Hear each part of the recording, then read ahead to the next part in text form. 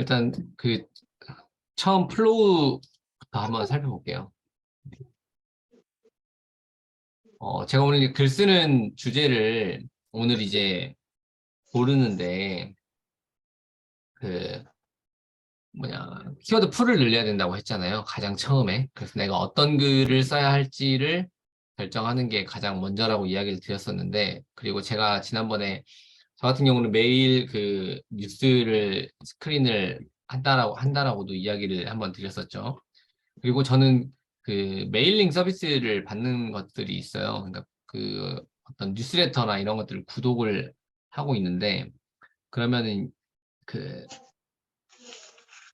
서울시 정책이라던가 그런 데서 이제 정책들 시행하는 것들을 계속 보내주거든요. 그럼 그런 것들을 참고하다 보면은 좋은 그 키워드들을 골라낼 수 있어요. 좋은 키워드들을. 최신 정책들이 많이 나오기 때문에 그런 부분들에서 이제 그 뽑아낼 수 있거든요. 그래서 이번에는 어떻게 했는지를 한번 살펴볼게요. 제가 그 화면 보여드리면서 이야기를 드려보겠습니다.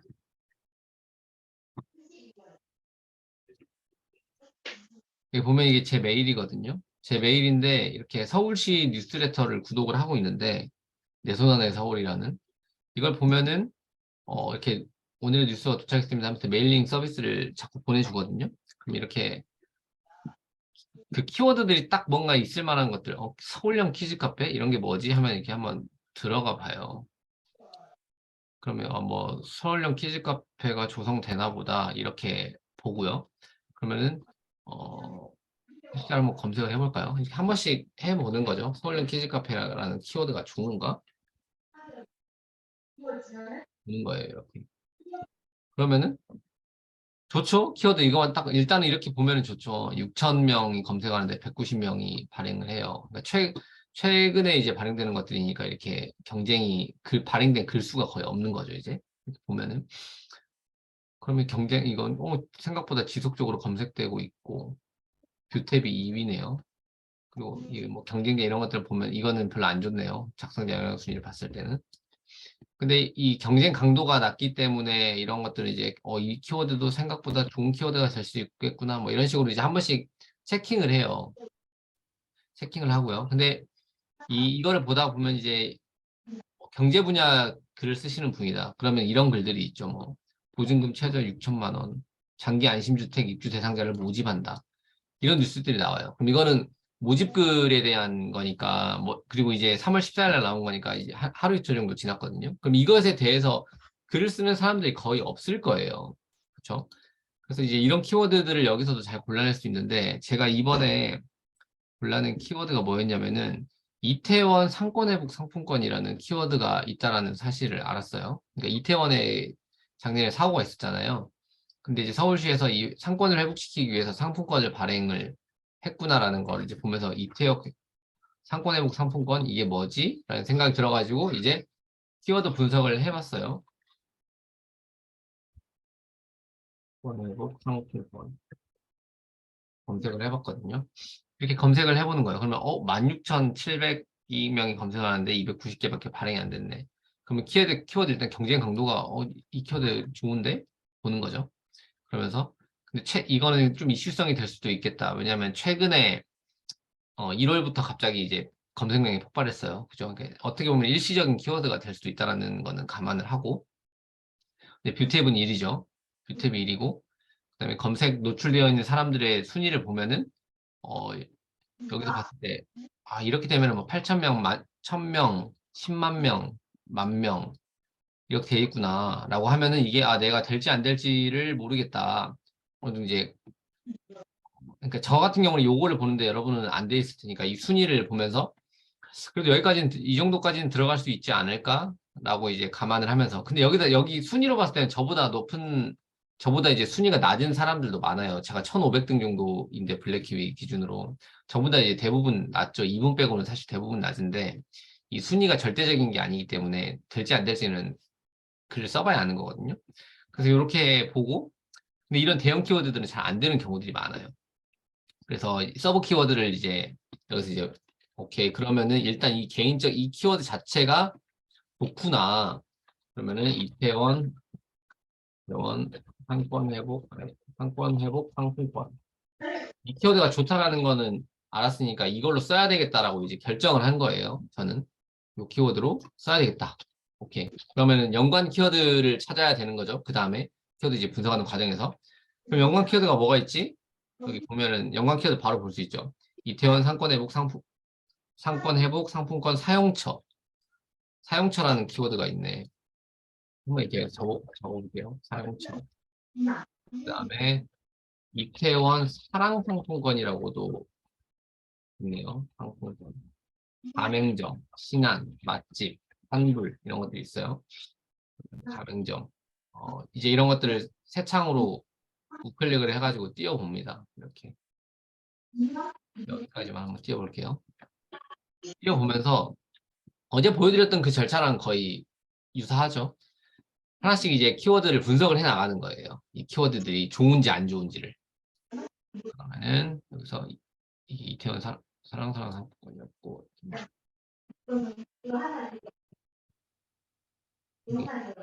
가맹점 하늘비다님 잠깐 음소거 좀 할게요. 소리가 계속 넘어와가지고.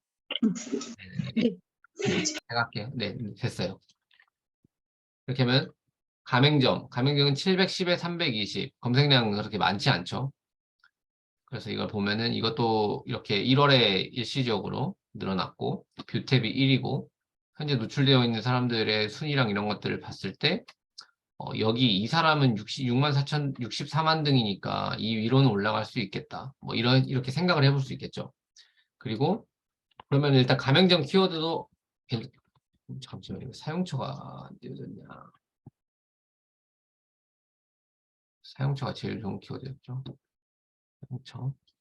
밑에서부터 이렇게 본다고 이야기 드렸었죠. 그리고 지금 이 경우는 그렇게 되어 있지 않는데 여기 이 블로그 누적 발행량이 푹 꺼지는 것들 위주로 보면 되는데 여기는 일단은 그렇게 크지 않아가지고 제가 밑에서부터 한번 살펴봤어요. 사용처는 5,200명이 검색하는데 300개밖에 글이 안 올라온다. 그럼 이 키워드도 굉장히 경쟁 강도가 일단 어느 정도 좋다라는 느낌을 가지고 내려보면은 이번에 이슈성은 비슷하고 뷰탭이 이것도 1위가 돼 있구나. 그리고 검색 노출되어 있는 사람들 경쟁 강도를 봤을 때 8,000등, 만등, 6,000등, 5만 등, 2만 등. 그리고 방문자 수를 봤을 때 이 사람은 993명이니까 다 나보다 방문자 수도 좀 적은 사람들이네. 이렇게 체크를 하는 거죠. 그럼 사용처라는 키워드는 일단 이게 제일 좋은 거죠. 그럼 제일 좋은 거니까 이게 일단 1등이라고 이렇게 적어놓을게요. 그 다음에 이제 이태원 사랑상품권. 이태원 사랑상품권은 용어를 사람들이 오타로 적은 거라고 생각하시면 돼요. 오타. 그러니까 이게 키워드가 이태원 상권 회복 상품권이라는 키워드가 좀 그 혼란을 주잖아요. 이게 이름이 네이밍이 너무 길어가지고. 그러면 종종 사람들이 이렇게 그 자기가 인식한 키워드로 검색을 하게 되는 경우들이 많이 있어요. 이태원 사랑상품권으로. 근데 여기 보면은 노출되고 있는 사람을 보면은 이태원 사랑상품권이라고 써져 있는 게 하나도 없죠. 그쵸? 연관되어서 이걸로 검색하는 사람들이 이걸로 검색한다는 걸 네이버가 인식하니까 이 사람들 거를 띄워주는 거거든요. 근데 이런 상황에서 만약에 내가 이태원 사랑상품권이라는 키워드를 사용을 하면은 상위에 노출될 가능성이 높아요. 왜냐면은 다이렉트로 이 키워드를 쓴 사람들이 상위 노출된 사람이 없으니까 실제적으로 봤을 때. 그럼 이 키워드로도 반영을 할 수는 있어요. 반영을 할 수는 있는데 그러면은 이것도 괜찮은데 이 키워드를 내가 사용하게 되면은 이 키워드랑 이 키워드가 사실 동일한 키워드인데 너무 길고 제목이 2번 반복되기 때문에 이거는 별로 저는 좋지 않다라고 이제 평가를 하는 거죠. 이거는 별로다. 이걸 똑같이 쓰면 어차피 그 검색량도 그렇게 많지 않은데 이걸 같이 쓰면 제목이 너무 길어질 것 같다. 이런 걸 이제 염두 판단하는 거죠. 그럼 가맹점도 답이 이제 비슷해요. 710명. 이 이후로는 이제 710명. 그리고 신안이라는 키워드는 390명. 그리고 맛집이라는 키워드 140명. 환불이라는 키워드 130명. 이렇게 되거든요. 그러니까 검색량이 이 다른 것들은 이제 좀 많이 떨어지는 걸 알 수 있죠. 그래서 이 중에서 이제 제일 좋은 거를 골라야 되는데, 가맹점 710명에서 320. 그리고, 뷰탭 1등이고, 여기서도 이제 순위 이런 거 체크했을 때, 내가 여기까지 이거 이미 제게 노출되어 있긴 한데 내가 여기 이 사람 위로는 들어갈 수 있겠다. 이런 걸 평가할 수 있죠. 그러면 여기서도 가맹점도 괜찮은 키워드다. 그리고 사실 이 사용처가 가맹점이잖아요.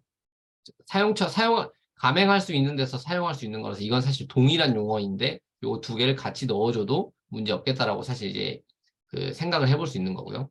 그 다음에 이제 또 이 신안 아마 다 마찬가지예요. 여기 뷰탭이 있고 그다음에 노출되어 있는 사람들도 대부분 비슷해요. 이제 여기까지 보면은 어차피 그놈이 그놈이다 이게 이제 알 수 있어요. 왜냐면 이 노출되어 있는 사람들이 대부분 이 키워드를 같이 사용해서 글을 쓰고 있구나라는 거를 어느 정도 이제 판단할 수 있는 거죠. 근데 이 중에서도 내가 찾다 보면은 경쟁이 유독 약한 키워드들이 있을 수 있어요. 맛집, 이태원 상권 회복 상품권 맛집 이 키워드는 아까 얘기했던 그놈이 아니죠. 왜냐면 여기 보면 64만 등, 막 45만 등 이런 사람들, 7만 등 이런 사람들이 노출되고 있어요. 그러니까 이 키워드는 똑같은 이태원 상권 회복 상품권의 서브 키워드인데 내가 블로그에 힘이 없다라면은 이 맛집이라는 키워드를 넣어서 글을 쓰면은 이 순위가 낮은 사람들보다는 위에 걸릴 수도 있겠다 이렇게 평가할 수 있는 거죠. 그러니까 내가 블로그가 좀 파워가 약하다라면은 오히려 앞에 있는 키워드들보다는 이 키워드를 선택하는 게 훨씬 효과적일 수 있다는 거예요. 근데 저는 이 키워드가 검색량이 적기 때문에 선택을 하지 않았어요. 그래서 제가 이렇게 이제 이 개별적인 키워드의 분석 과정을 통해 가지고 선택을 한 거는 환불이라는 키워드였어요. 환불. 왜냐면은 이게 글을 쓸 때 글의 흐름이 자연스럽다고 생각을 했거든요. 정보를 전달할 때. 그래서 왜냐면 이게 이태원 사랑 상품권을 구매를 하고 그 다음에 어디서 사용하는지를 알려주고 잘못 사용했을 때 환불하는 방법을 알려주는 게 글의 흐름이 자연스럽다고 생각을 해서 이렇게 쓰면은 글 하나를 쉽게 작성을 할 수 있겠다라고 생각을 하겠죠. 할 수 있었죠. 그래서 이 키워드들을 가지고 제가 제목을 짓는 거죠. 잠시만요.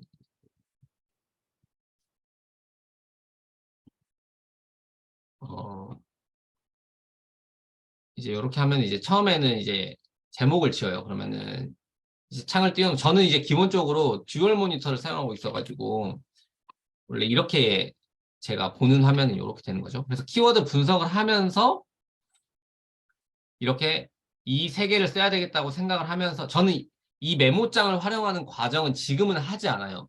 키워드 분석을 하면서 바로 제목으로 바로바로 짓거든요. 근데 여러분이 이제 그게 익숙하지 않기 때문에 키워드가 뭐뭐가 있는지를 보고 여기에 있는 우선순위들이 어떤 게 더 좋은지를 분석을 해가지고 내가 여기서 사용처라는 키워드가 메인으로 들어갈 수도 있고 그 다음에 여기서 가맹점 이게 메인으로 들어갈 수도 있고 아니면 이게 환불이 먼저 들어갈 수도 있고 맛집이 먼저 들어갈 수도 있어요.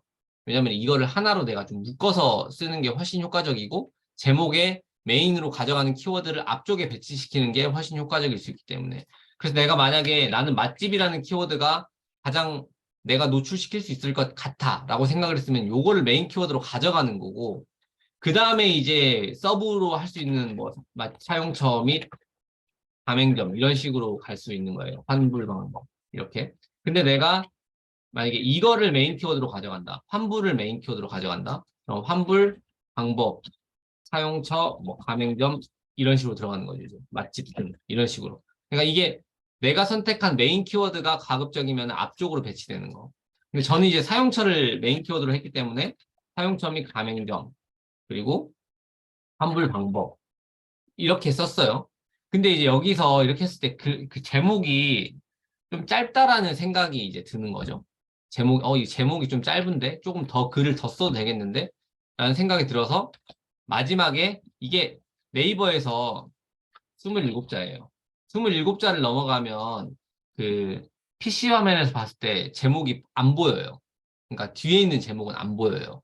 근데 이게 제목이 좀 짧다. 그러면은 글자를 좀 더 넣어줄 수 있을 것 같아요. 그러면은 사람들한테 카피라이팅을 할 때 효과적이라고 생각되는 20% 할인 구매 방법, 할인 구매 가능 이렇게 넣어주는 거죠. 그러면 이제 사람들이 20%나 할인 받을 수 있는 거야? 라고 생각을 해가지고 클릭할 가능성을 내가 노출되었을 때 클릭할 가능성을 좀 더 높일 수 있다는 거예요. 키워드를 더 많은 키워드를 사용하기 힘들 때는 이렇게 마지막에 카피를 넣어가지고 클릭률을 높이는 활동을 할 수 있다라는 거죠. 그럼 이렇게 해가지고 이제 제가 이렇게 제목을 이 큰 화면으로 보여드릴게요. 이렇게 제목을 이렇게 지었습니다. 근데 제목을 짓고 나서 그 다음에 이제 해야 될 일이 뭐냐면은 잠시만 제목을 짓고 나서 해야 되는 일은 뼈대를 잡아야 돼요. 뼈대를 잡는다는 거는 뭐냐면은 그 글을 이제 내가 써 나가는데 내가 무슨 내용에 대해서 글을 써야 되겠다라는 걸 한정시키지 않으면은 쓰다 보면은 쓸 내용이 계속 많아져요.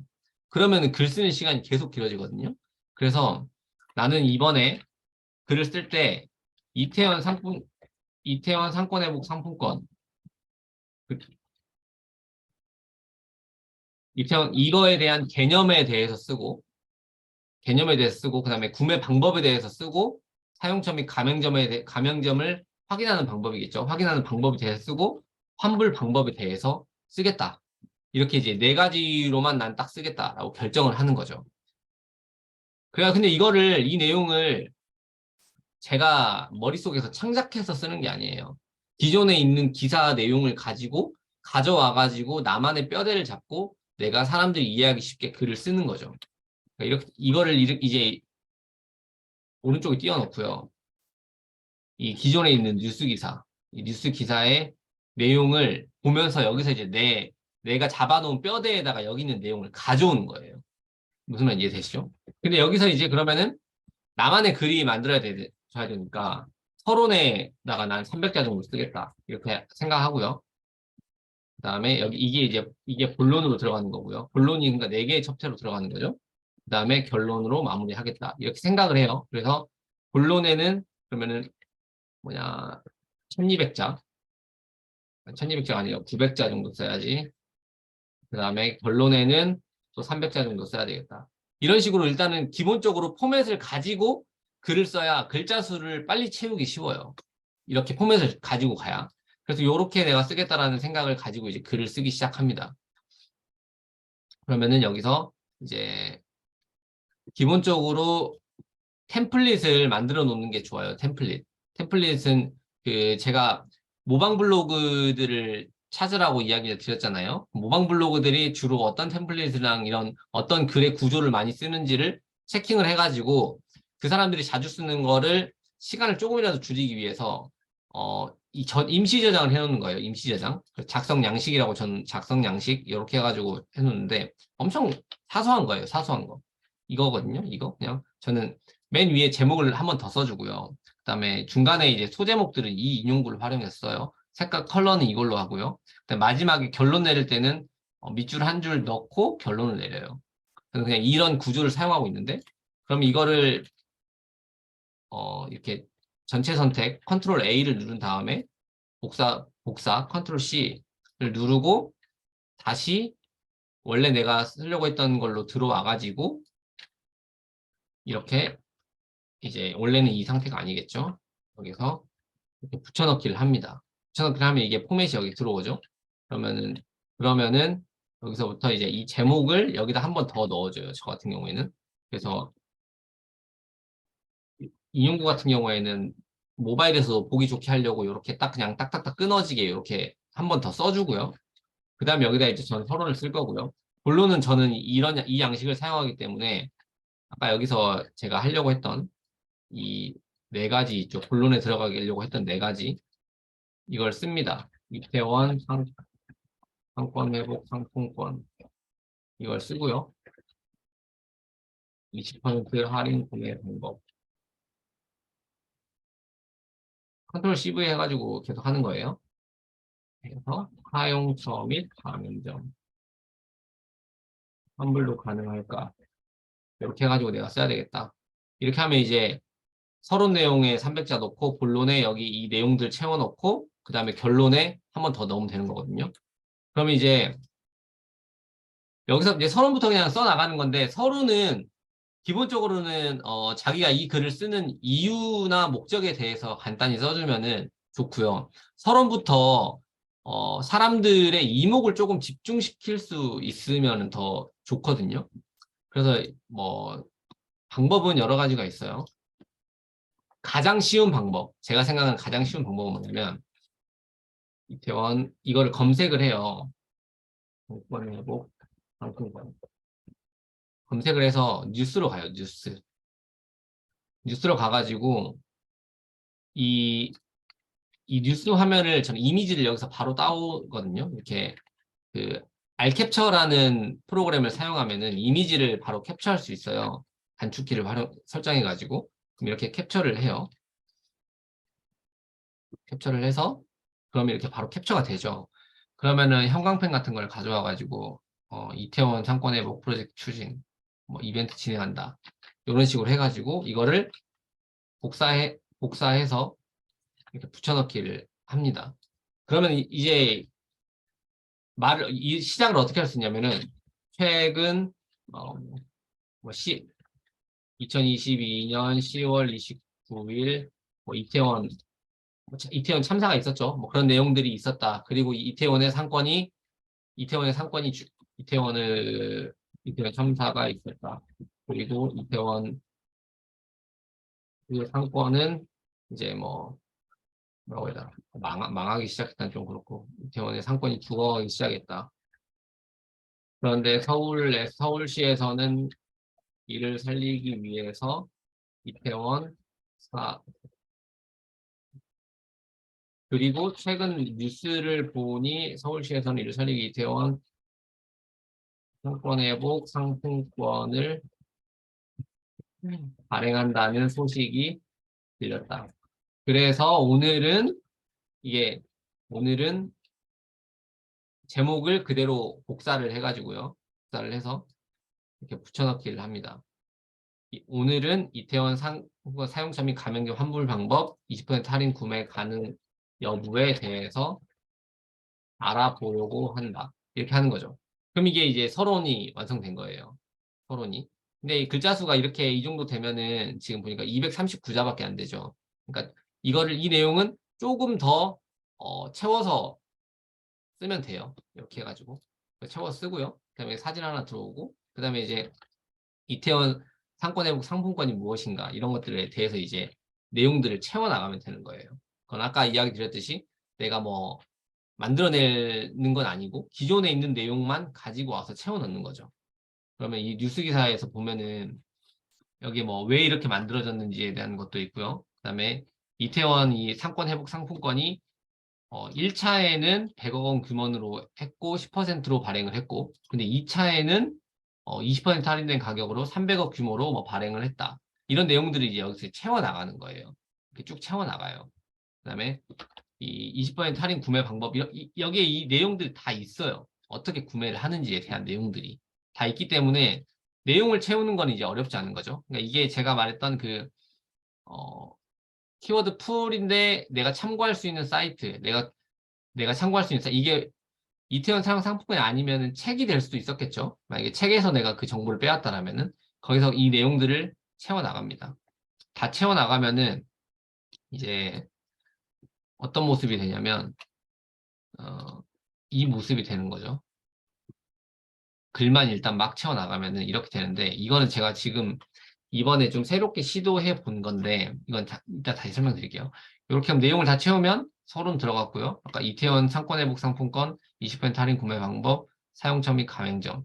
그럼 중간에 쓰다가 인용구랑 이런 것들을 뭐 써야 되겠다라고 하면은 바로바로 입력을 해도 되고 아니면은 일단 쓴 다음에 인용구랑 이런 것들을 좀 넣어가지고 가독성을 높여주는 작업을 해도 돼요.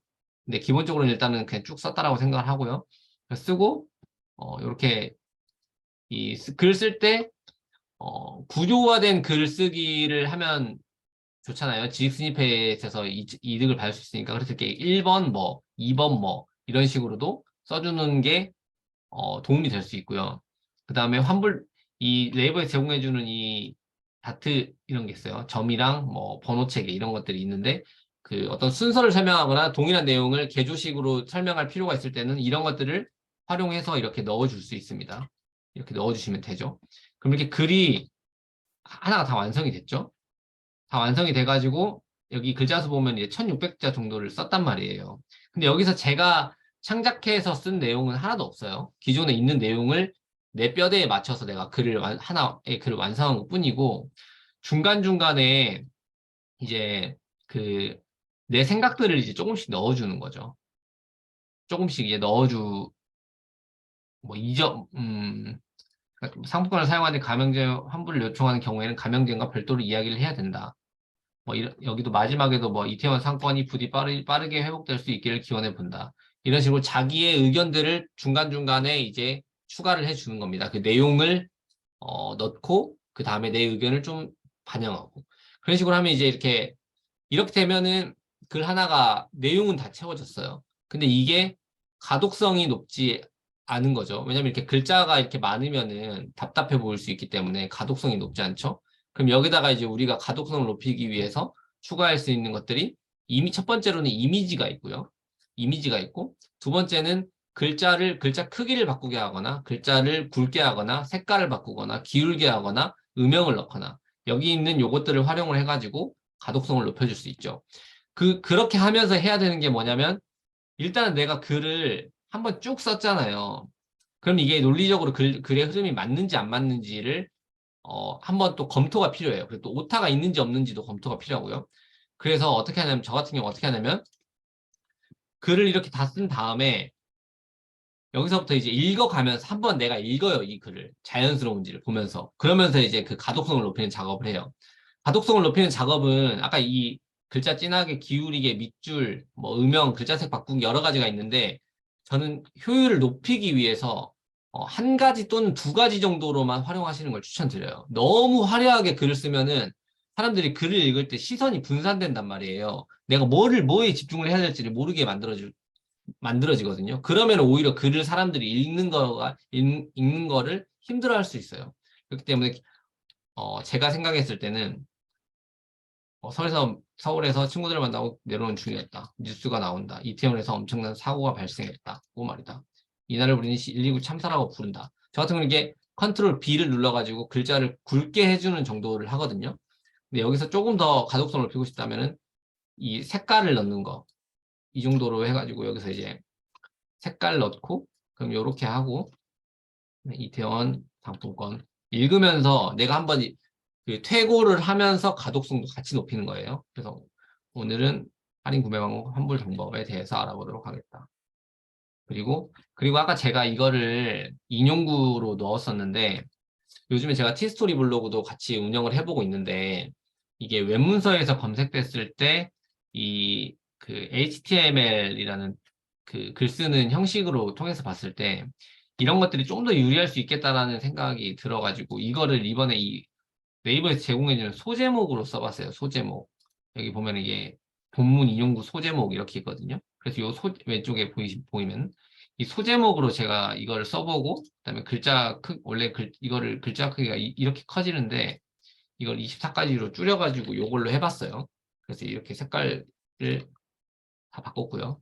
이게 이렇게 사용점의 가맹점 이렇게 이 제목들의 색깔만 통일해주면은 내가 네 가지 이것만 해줘도 가독성이 확 높아지죠. 내가 얘기하고자 하는 거는 이태원 상권 회복 상품이 뭔가, 그리고 구매 방법은 뭔가, 사용점의 가맹점은 뭔가, 그다음에 환불도 가능한지 요것에 대해서 내가 이제 내용을 쓰고 있다는 게 확 높아지죠. 그래서 이렇게 가독성을 높이는 작업을 합니다.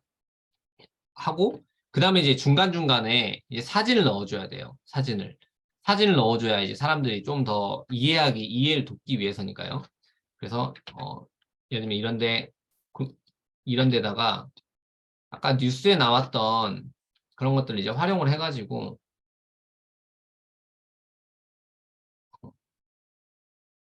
예를 들면 이거를 한다고 해볼까요? 이건 관련이 없는 거여가지고 안 되겠지만 이렇게 이것도 저는 다 캡처를 합니다. 이렇게 캡처를 하면 이렇게 캡처가 창이 뜨는데 이거를 그대로 쓰면 이미지가 중복이 되잖아요. 뉴스에 있는 이미지를 그대로 쓰면.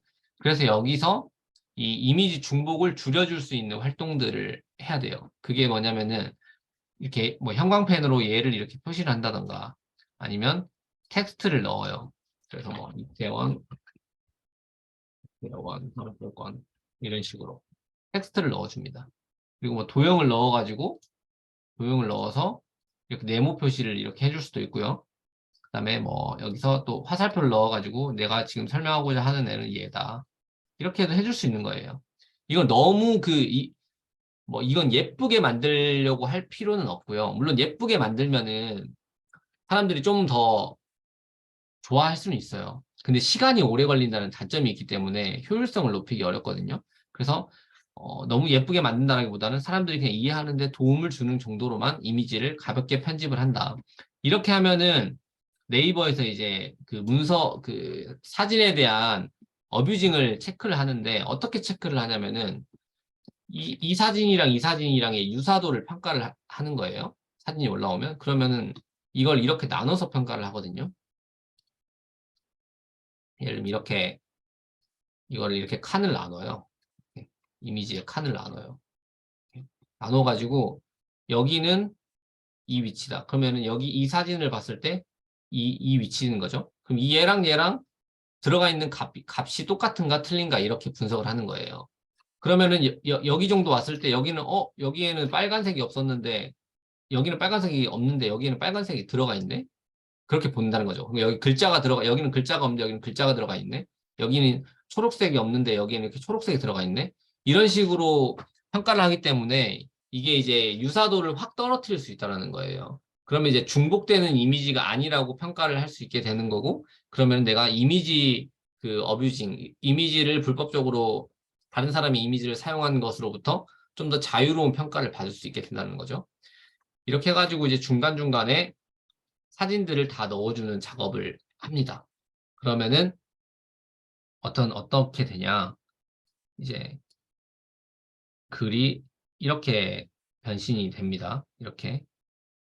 여기서 이 제목 이렇게 쭉 보면은 사진이 이렇게 들어가 있죠. 그 다음에 이것도 그 핸드폰 사진 같은 거를 캡처해가지고도 제가 참고하려고 넣어줬는데 이때도 저 같은 경우에는 핸드폰 화면을 캡처한 사진만으로 하지 않아요. 그러니까 한 장으로만 하지 않는다는 거죠. 이렇게 일부러 두 장을 섞어가지고 이렇게 넣어요.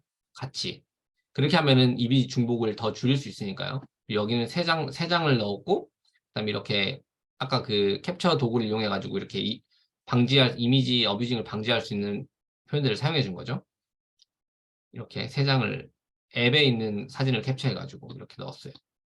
그리고 마지막에 이제 링크를 하나 넣어줬어요. 링크는 이 이태원 일상 회복에 대한 아까 그 원본 뉴스 있잖아요. 원본 뉴스의 내용을 넣어줬어요. 이건 넣어줘도 되고 안 넣어줘도 되는데 그러니까 연관성이 높다라는 생각이 들어서 넣어줬고요. 그래서 이 링크가 도움이 되는지 안 되는지는 결과를 한번 보면서 좀 체크를 또 해볼 필요가 있어요.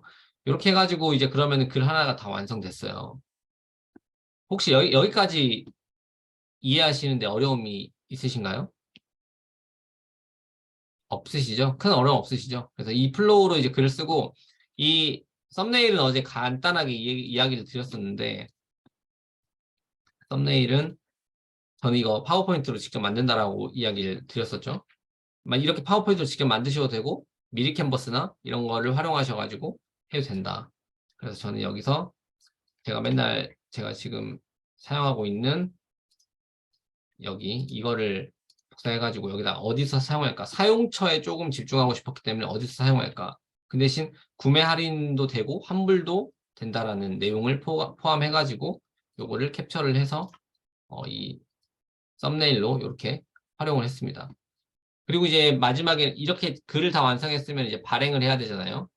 발행을 하는데 이 카테고리 이런 건 당연히 기본적으로 선택을 하셔야 되고요. 카테고리. 이거는 난 정책 분야로 넣을 거야 라고 해서 넣었고 비즈니스 경제 주제로 하고 전체 공개고 이거는 다 허용되고 태그를 이제 넣어줘야 되는데 태그는 기본적으로 내가 사람들이 검색했을 때 내 글이 검색됐으면 좋겠다라고 생각되는 태그들을 다양하게 넣어주면 됩니다. 잠시만, 달그레님.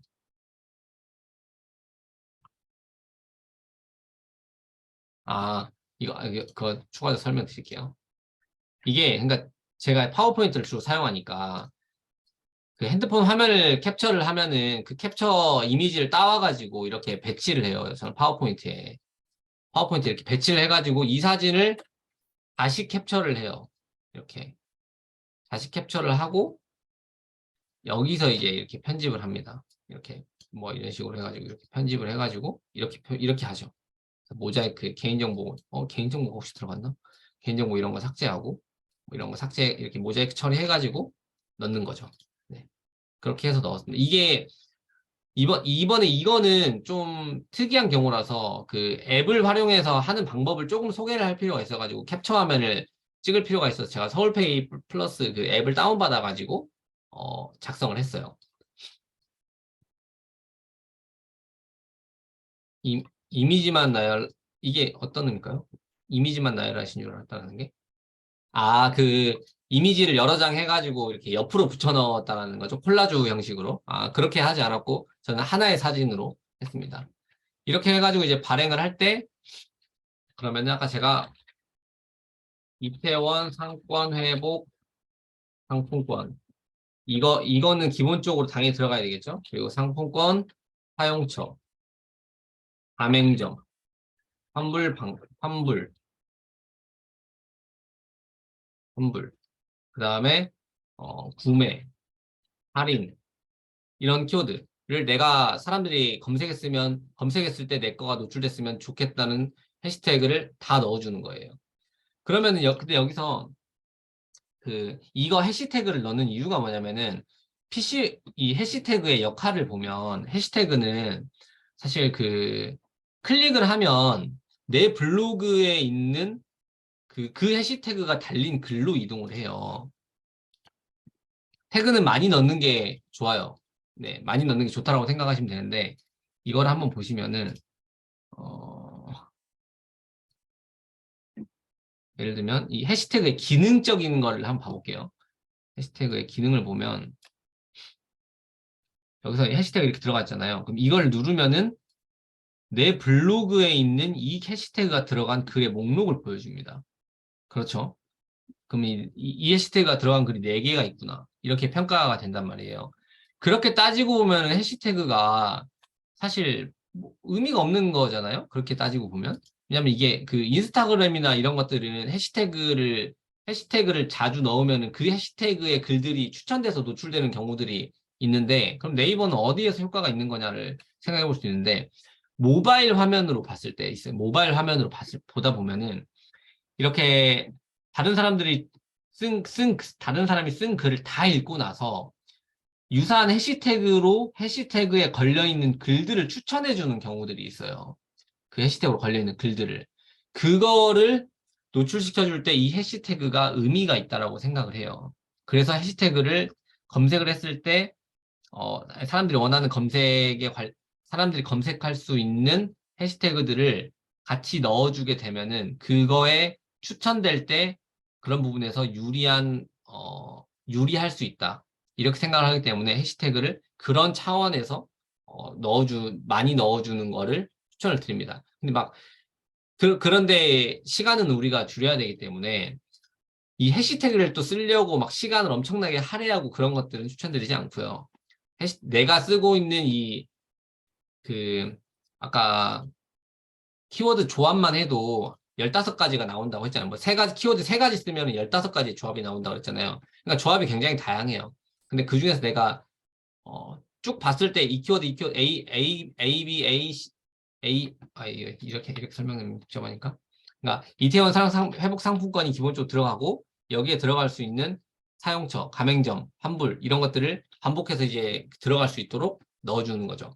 그 정도 수준. 그러니까 여기서 내가 이 해시태그를 넣기 위해서 또 뭐 다른 자료를 찾아보고 막 이렇게 하는 거는 불필요한 시간이라고 생각하고 여기에 내가 넣어줬던 키워드들이 이렇게 반복적으로 들어갈 수 있는 정도로만 해주시면 된다고 생각을 해요. 이렇게 해가지고 이제 그러면 이제 발행을 하면 되겠죠. 그럼 발행을 합니다. 그러면 발행이 이제 그럼 글 하나가 완성되었단 말이에요. 제가 오늘 이거를 설명 안 드렸구나. 마지막에 하나 더 해야 될 일이 있어요. 그러니까 글을 발행하기 전에 어떤 걸 해야 되냐면은 키워드를 한번 체크를 해봐야 돼요. 키워드. 내가 노출시키려고 하는 키워드가 잘 들어갔나를 체크해 보는 거죠. 그러니까 제 같은 경우는 이태원 상권 이 컨트롤 F를 누르면 이렇게 찾을 수 있어요. 이태원 상권 회복 상품권 에서 사용처. 왜 이러니? 대원, 상권 회복, 상품권, 사용처. 이게 들어갔나? 내가 쓰려고, 내가 노출시키고 싶었던 메인 키워드가 잘 들어갔나?를 체크를 해보는 거예요.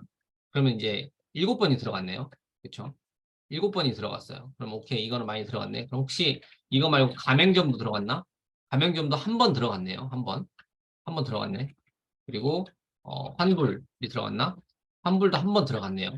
근데 여기 이제 이렇게 이 키워드가 메인 키워드와 그 서브 키워드가 이렇게 한 번 들어갔는데 환불이라는 키워드를 보면 더 많이 들어갔을 거예요. 환불이라는 키워드 자체는 15번이 들어갔죠.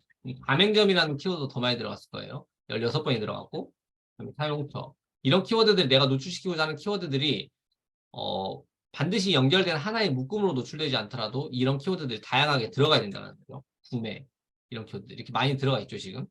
이렇게 많이 들어가 있으면은 오케이 키워드들도 내가 충분히 반영이 되었다. 그러고 나서 이제 발행을 하면 됩니다. 그 다음에 이제 그러면 글 하나 쓰는 게 이제 끝났잖아요. 글 하나 쓰는 게 끝났으니까 달그레님이 이것도 질문을 해주셨었구나. 네, 네. 포인트를 잘 짚어주셔서 감사합니다. 그 다음에 이제 그러면은 결과를 보는 거죠. 이게 내가 노출이 잘 되고 있나? 이걸 봐야 돼요. 그러면은 시간이 좀 지나야 되겠지만 통상 바로 노출되지 않기 때문에 한 하루 정도는 좀 봐야 되거든요. 근데 이걸 한번 들어가 볼게요. 들어가 보면은 이제 여기 그리고 여기서 한 가지만 제가 또 추가적으로 설명드리면은 제가 이거의 사용처 가맹점 환불 방법하고 마지막에 원래 20% 할인 구매 방법을 쓰려고 하다가 서울페이 플러스라는 키워드를 썼어요. 그쵸? 이거를 쓴 이유는 뭐냐면은 제가 인플루언서이기 때문에 그런 거거든요. 여기 나중에 이제 인플 되시면 이런 것도 고려를 하셔야 되는데 인플루언서는 이렇게 키워드 챌린지라는 게 있어요. 인플루언서 되면은. 그럼 키워드 챌린지라는 게 있어가지고 여기 키워드 챌린지 참여하기를 누르면은 여기 키워드들이 있어요. 그럼 여기에 이제 내가 이 글 쓰는데 어, 해당 키워드가 있는지를 보는 거예요. 그러니까 예를 들면 상품권으로 검색을 해보면은 여기에 이태원 그 상품권 없죠. 내가 메인 쓰려고 하는 거는. 근데 여기에 보면 서울페이가 있어요. 그렇죠. 서울페이 플러스 서울페이 이 키워드가 있죠. 그러면은 저는 이게 이 키워드로도 내 글이 노출되게 하고 싶은 거예요. 그래서 제목을 지을 때 제가 최종적으로는 어, 이 키워드 서울페이 플러스라는 거를 제목에 전 더 넣어줬어요. 근데 이거는 지금 여러분은 고려하시지 않아도 되는 거지만 저는 이렇게 했다라고 일단 이야기를 드릴게요. 그래서 이렇게 해가지고 이제 통계를 보면 결과값을 볼 수 있는데 오늘 보면 이 글이 이제 168회를 그 168명이 제 블로그에 이제 들어온 거죠. 이렇게 보면은. 그러면은 일단은 방문자 수를 봤을 때는 어느 정도 성공한 거예요. 이 글 하나로 168명을 만들어냈기 때문에. 그럼 여기서 이제 유입 경로를 봐야 돼요. 유입 경로를. 그러면은 내가 어떤 키워드로 검색했을 때 내 글이 노출되고 있는지를 알 수 있죠. 그럼 여기 이태원 상권회복 상품권 사용처. 이게 제가 생각하는 메인 키워드였는데 이 키워드로 가장 많이 들어오고 있구나. 그 다음에 가맹점으로도 들어오고 있구나. 그리고 환불로도 들어오고 있구나. 사실 이거 세 가지만 되면은 다 되는 거였거든요. 그래서 이것들을 실제로 눌러봐요. 메디로 노출이 되고 있는지. 눌러보는 거죠. 근데 여기서 이제 약간의 문제가 있는데, 예를 들면, 사용처 키워드가 제가 노출시키고자 하는 메인 키워드였거든요. 근데 보니까 1등, 2등, 3등, 4등, 5등, 1등, 2등, 3등, 4등, 5등. 상위 노출 안 되고 있죠, 지금. 이 첫 번째 페이지에 상위 노출 안 되고 있어요. 그리고 뷰 탭으로 두 번째 가면은 이제 6등으로 노출되고 있는 거거든요. 6등으로. 근데 처음에는 이게 좀 이상한 게 제가 처음에 발행하자마자 한 두세 시간 정도 지났을 때 이 사용처라는 키워드로 4위인가에 노출이 되고 있었어요. 4위. 4위에 노출이 되고 있었는데 시간이 지나니까 이게 밀렸거든요. 이게 밀리더라고요. 순서가 갑자기 순위가. 근데 그렇게 되는 경우가 그렇게 많지 않은데 이게 밀렸어요.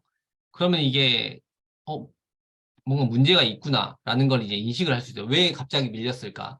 어떤 것 때문에? 이렇게 생각해 볼 수 있겠죠? 왜냐면 이게, 1페이지에 이 키워드로 노출이 안 되고 있으면은 방문자가 이렇게 그 키워드로 많이 들어올 수가 없어요. 근데 지금 여기서 보면은 이게 지금 1등이잖아요. 1등으로 제일 많이 검색했을 때 들어온 거란 말이에요. 근데 1페이지 노출이 안 되고 있어.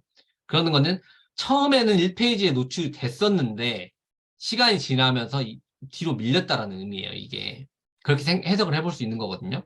그러면 이거 뭔가 문제가 있다라고 보는 거죠. 그리고 아까 환불 키워드는 2등으로 나오고 있지. 이태원 상권 환불 2등으로 되고 있네. 가맹점 1등, 2등, 3등, 4등으로 노출되고 있네. 이렇게 이제 결과값을 볼 수 있는 거죠.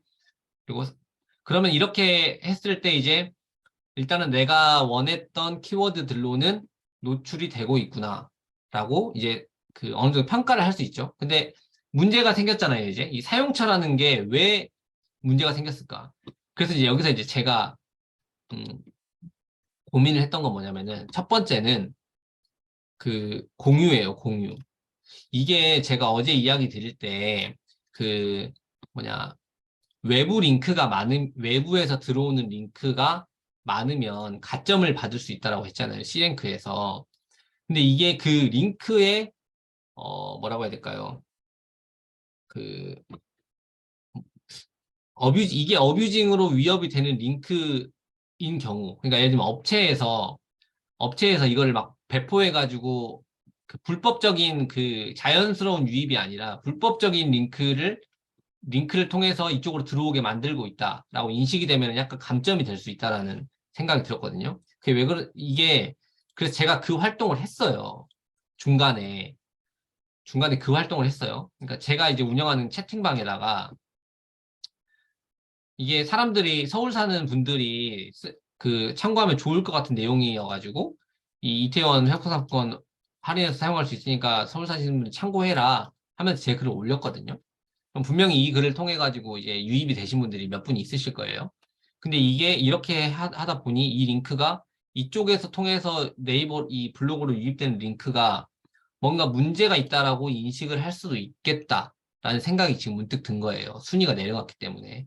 근데 엄청나게 큰 영향은 아니지만 어느 정도 영향을 미치고 있구나라는 생각이 드는 거죠. 그래서 이제 다음에는 제가 이것들을 분석을 해보니까 채팅방에다가 이거 공유하는 활동을 하지 말아야 되겠다라는 생각이 지금 또 문득 들더라고요. 그러니까 이 링크가 뭔가 좀 오염되었을 수도 있겠다라는 생각이 들어가지고. 그래서 이런 것들이 이제 피드백을 내가 보면서 평가를 할 수 있는 거죠. 이런 내가 그 분석을 하지 않으면은 이게 뭐가 문제가 있는지 왜 안 되는지를 알 수가 없어요. 그게 제가 생각했던 첫 번째 문제였고, 그 다음에 두 번째 문제를 이제 보면은 여기에 있는 분들이 아까 이 사용처라고 했을 때 이제 이렇게 되면은 스스로 분석을 할 수 있어야 되거든요. 그러면은 여기서 이제 가서 이 키워드는 왜 내가 노출이 안 됐을까? 이런 것들을 보는 거예요. 한번 이 사용처라는 키워드를 봤을 때 이 사람들이 그렇게 센 사람들이었나? 다시 한번 보는 거죠. 노출되고 있는 사람들이 센 사람들이었나?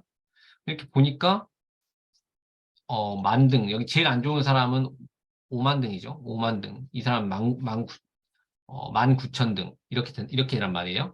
그럼 여기서 이제 생각해 볼 수 있는 문제가 몇 가지가 있는데, 그게 뭐냐면, 이 사람들이 방문자는 저보다 훨씬 적죠. 예를 들면 이 사람이 1등인데 994명밖에 안 돼요. 하루 방문자 수가. 근데 이게 떤 관점들이 있을 수 있냐면, 이게 작성자 영향력 순위라는 거는 블랙키위 기준으로 봤을 때, 이 영향력 순위라는 게 있어요. 블랙키위에서 알려주는. 그러면은 제 거를 이렇게 한번 들어가 볼게요. 이거를 검색을 해보면 순위를 알려줘요. 그럼 저 같은 경우는 지금 1573등이잖아요. 그리고 유효 키워드가 991개예요. 그리고 여기서 뭐 최신성이나 전문성 이런 게 높음으로 나와요. 근데 여기서 저는 제가 블로그를 상위 노출시키는 방법이랑 이런 것들을 잘 알고 있기 때문에 그런 방법들을 적용해서 노출시키는 키워드가, 그러니까 내 블로그의 실제 지수에 비해서, 그러니까 실제 이 지수라는 표현도 좀 애매하긴 하지만 흔히 블로그 지수를 가장 낮은 걸 일반, 그리고 그 다음에 준체 1, 준체 2, 준체 3, 준체 4, 준체 5, 준체 6, 최적 1, 최적 2, 최적 3 이런 식으로 통상 블로그의 지수를 구분해 놓거든요. 그런 걸로 봤을 때 저는 이제 블로그 지수가 준체 5로 나와요. 검색을 해보면은. 그러니까 최적화된 블로그가 아니란 말이에요. 근데 유효 키워드는 엄청나게 많아요. 그거는 내가 블로그 지수는 그렇게 좋지 않은데 키워드 분석을 잘해가지고 이 노출되고 있는 키워드가 많다라는 거죠.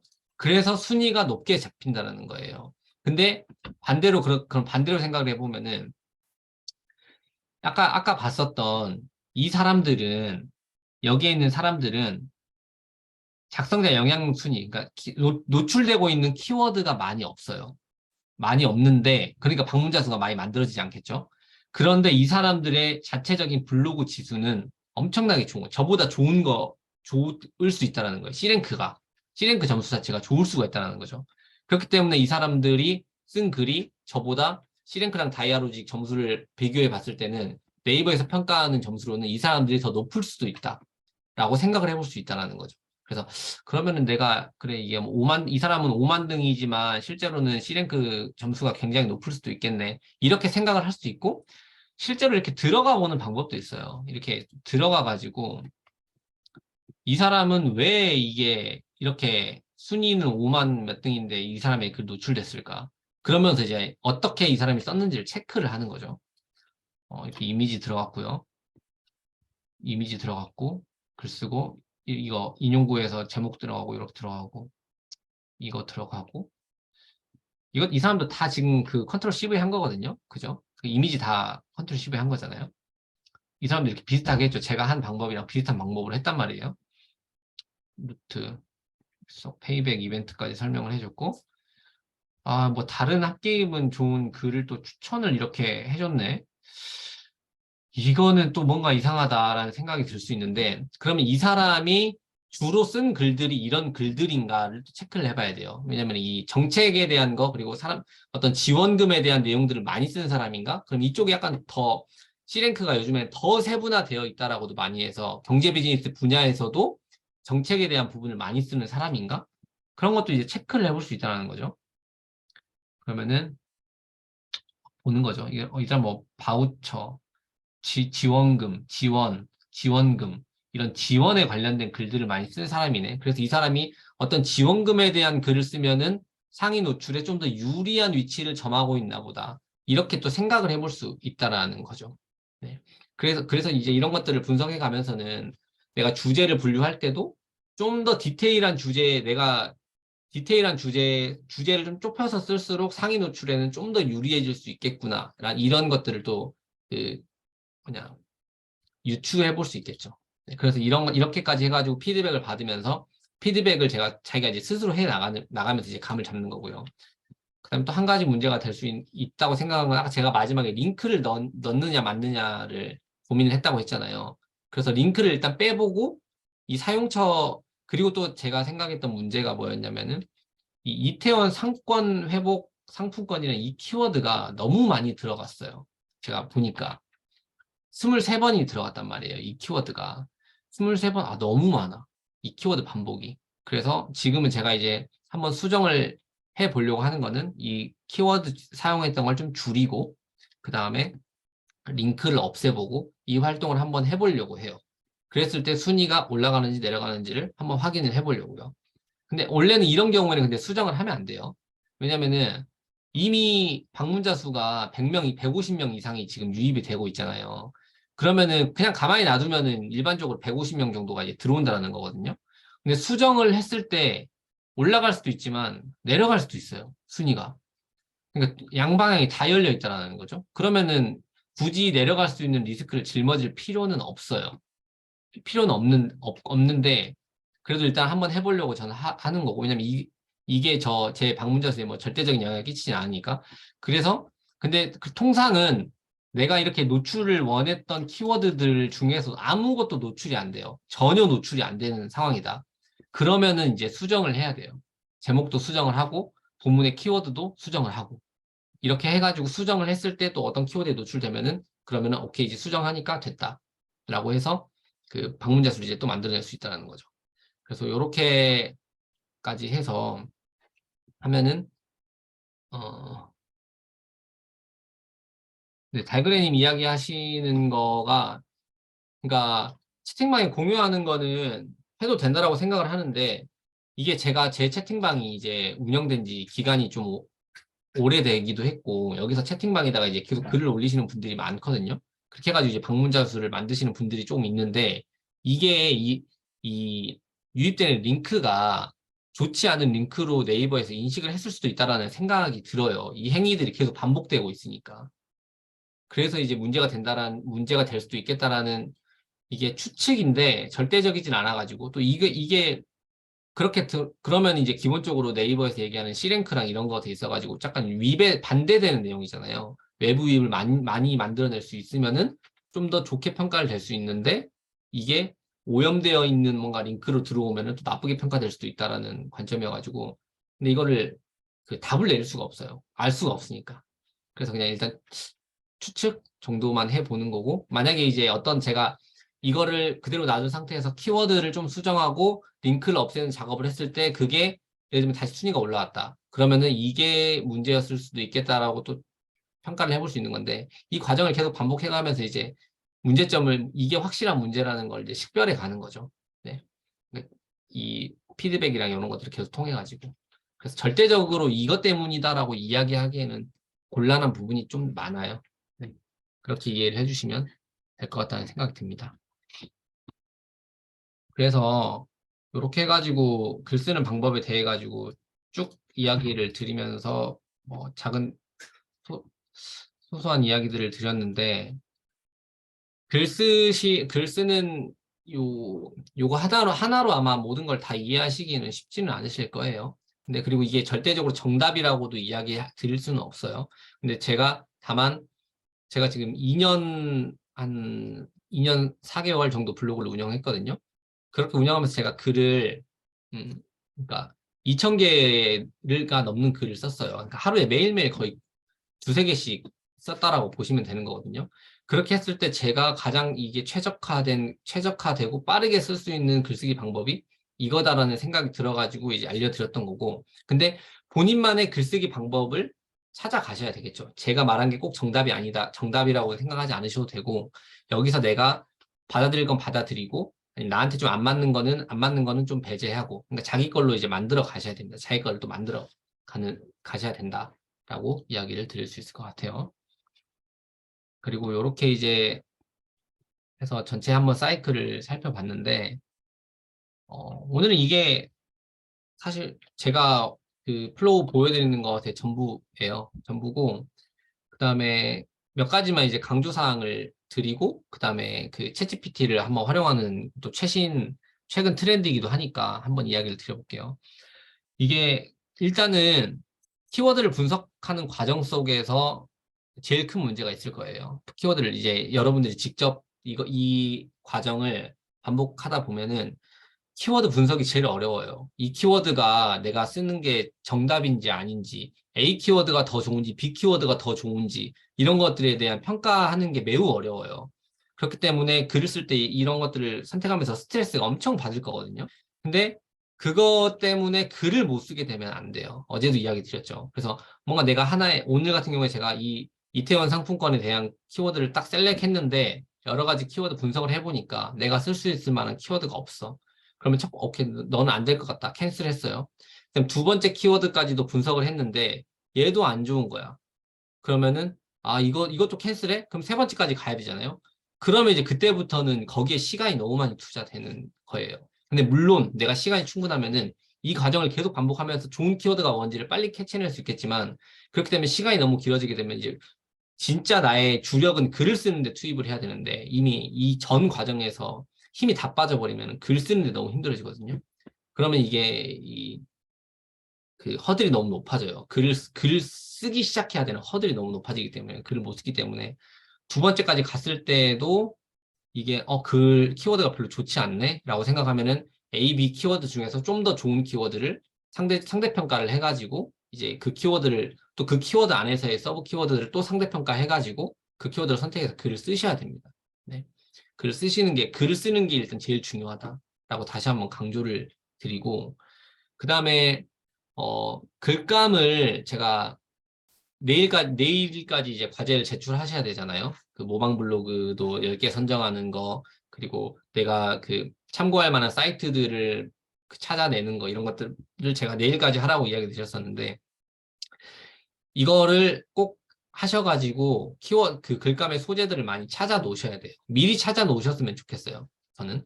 저 같은 경우는 이게 이제 이런 활동을 한 지 꽤 오래됐기 때문에 사실 시간이 가용하면은, 그러니까 어떤 좋은 키워드가 많다라는 건 알고 있어요. 그리고 어떤 글로 쓰면 노출이 된다, 이런 것도 어느 정도 감을 잡고 있는데, 글을 쓰는 게 이제 힘든 거죠. 글을 여러 개를 쓰는, 하루에 엄청나게 많은 글을 쓰는 게, 하루에 24시간 동안 글 쓰라고 하면 글 못 써요. 한 글 3개 쓰면은 미쳐버릴 것 같아요.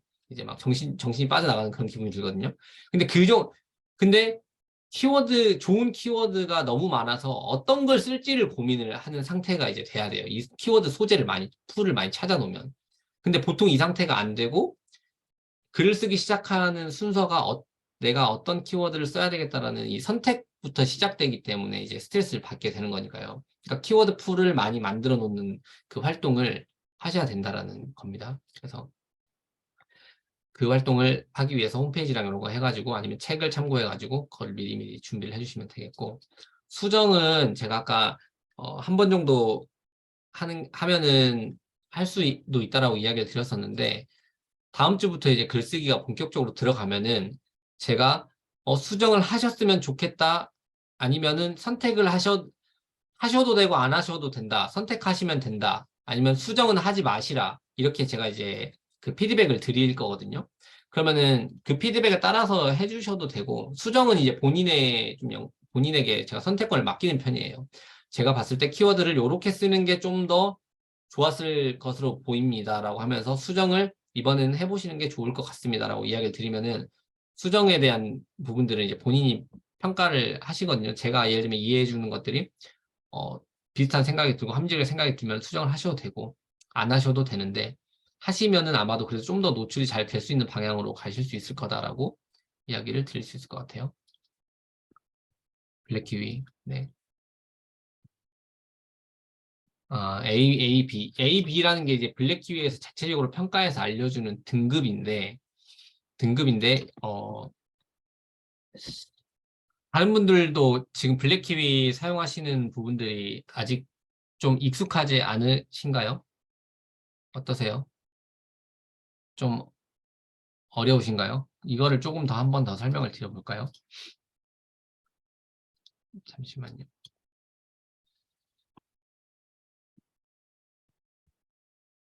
이게 아까 그 예짜님도 그 개인 채팅으로 한번 물어봐 주셨었는데, 그러니까 이게 키워드가 절대적인 거는 없어요. 그러니까 왜냐면은 황금 키워드라는 게 누구에게나 동일한 황금 키워드는 없다라고 제가 이야기를 드렸었잖아요. 그렇기 때문에 절대적인 거는 없는데, 블랙키를 이 기준으로 봤을 때, 화면 공유하면서 이야기 드려볼게요.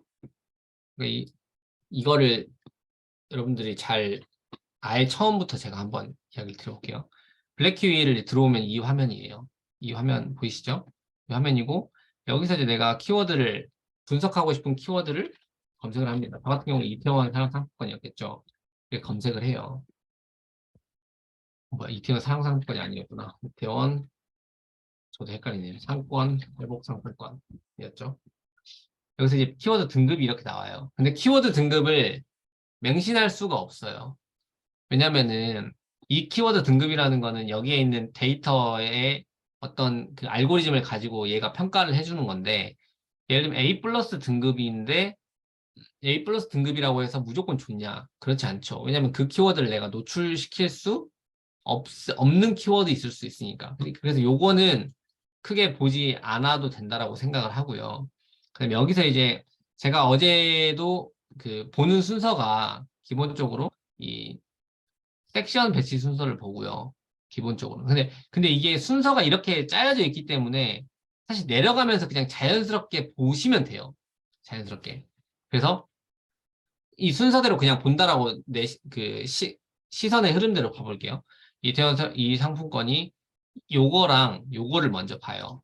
요거 토탈이랑 뷰, 요거를 먼저 봐요. 그러면은 16,700인데 290이네. 이렇게 되면은, 어, 이거를 지금은 이게 좋은지 안 좋은지를 평가가 어려우실 건데, 그러니까 얘는 많고 얘는 적어야 좋은 건데, 이게 딱 봐도 얘는 엄청 많은데 얘는 엄청 적잖아요? 그러면 이게 기본적으로는 경쟁률 측면에서는 좋다라고 인식을 할 수 있어요.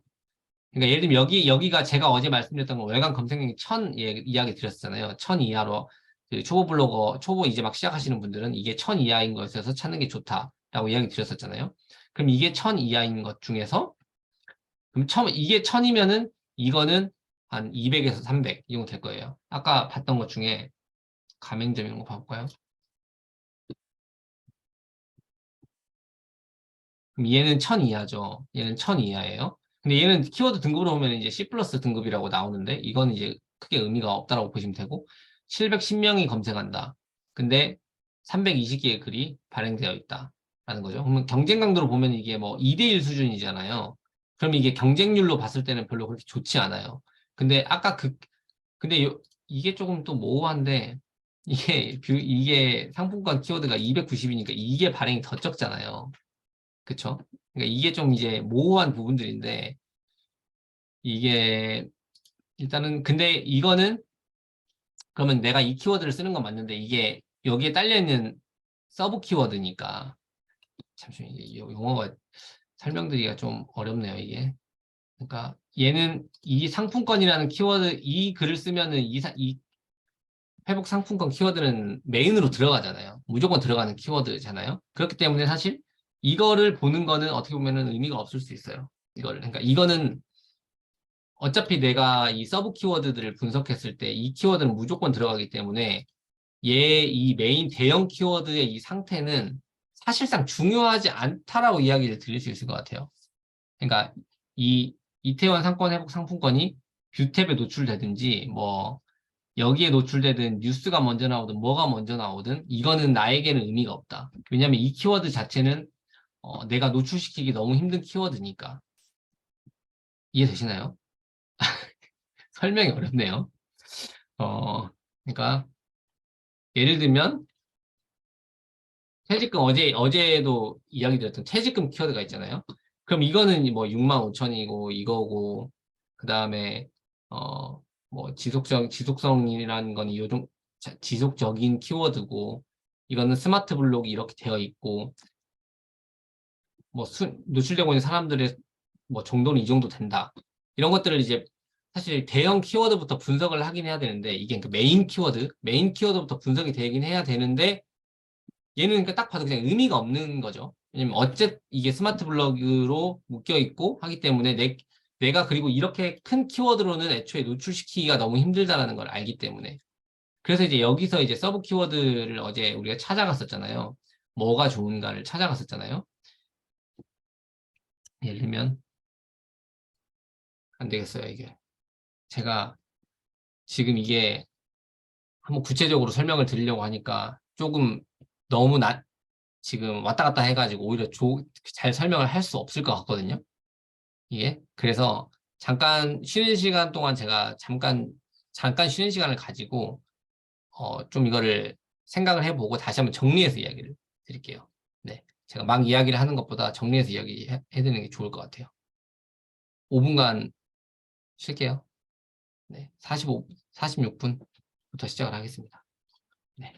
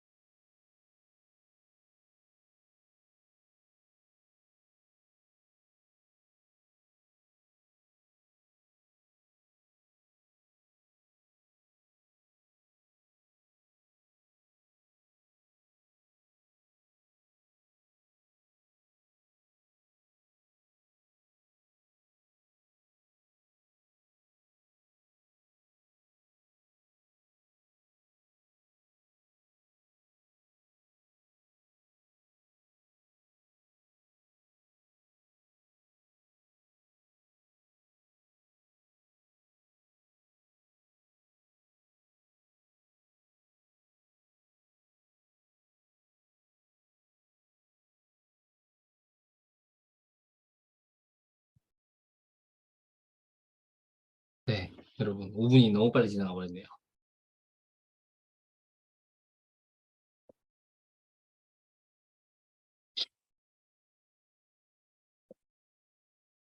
일단 예찬님의 질문에 답을 먼저 드리자면 퀵사이베이 같은 데서 다운받은 이미지 사용하면 저작권 문제는 없지만 중복 이미지로는 걸릴 수 있습니다.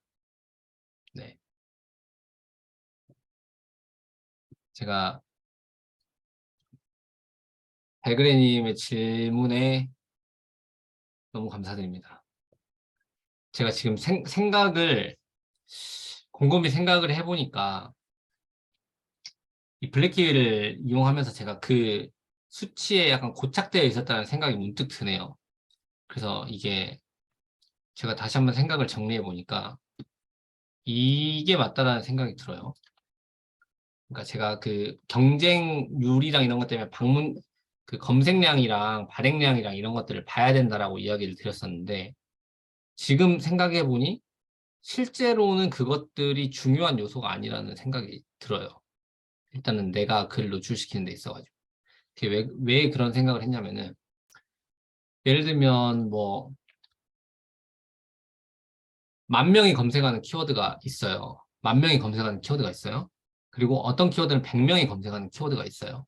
그럼 그 키워드에 10,000명이 검색하는 키워드에 노출되는 게 내가 방문자 수를 훨씬 많이 만들어낼 수 있겠죠. 100명이 검색하는 키워드보다. 근데 그거는 내가 글을 노출시켰을 때 의미가 있단 말이에요. 그쵸?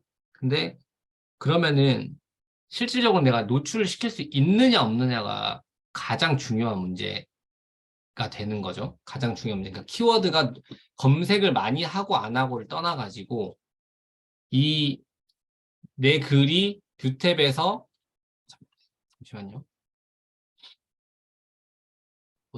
화이트보드를 한 번도 안 써봤는데 한번 써볼까요? 화이트보드 보이시나요? 네. 설명이 잘 될지 모르겠어요. 그러니까 예를 들면 A 키워드가 있고 B 키워드가 있어요. 얘는 10,000명이 10,000명이 검색해요. 얘는 100명이 검색해요. 그러면은 이 글에 내가 1등으로 노출되면 예를 들면 10,000명이 들어온다라고 생각해 볼 수 있겠죠. 얘는 100명이 들어온다라고 생각을 해볼 수 있어요. 그럼 이 키워드 두 개 중에 뭐가 좋은 거냐? 라고 하면 당연히 이 키워드가 무조건 좋은 키워드잖아요. 키워드 자체적으로는 봤을 때. 근데 우리가 이거보다 더 중요한 문제가 뭐냐면은 그러니까 이미 화면이 안 보여요. 이거 저만 안 공유가 안 보이나요? 돼 있구나. 그렇군요. 잠시만요. 제가 이 화이트보드를 안 써봐가지고 화이트보드는 음, 이게 보면서 할 수 없나 보네요. 잠시만요. 예짜님의 뭐가 막 움직이는데 이거 제가 파워포인트로 해가지고 하겠습니다.